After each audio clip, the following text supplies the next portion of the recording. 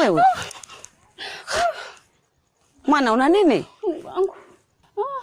Unajua mimi na pesa unanishtua hivi. Dada, si nilikuwa nienda kule asubuhi kuchukua dawa. Ndiyo naelewa hilo. Nini shida sasa? Dada, nimeenda kule. Hivi anataka tu kunipa dawa tu. Mtetezi anatokea.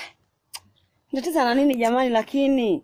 Alafu nimeacha kuwa nataka kuuana. Nini? Wanauana? Yaani mimi sielewi dada. Sikiza nikwambia kitu mdogo wangu. Wewe ni familia moja, sijui wanagombea nini. Pole sana mdogo wangu. Yaani hata sielewi. Na hizo dawa sijui inakueje.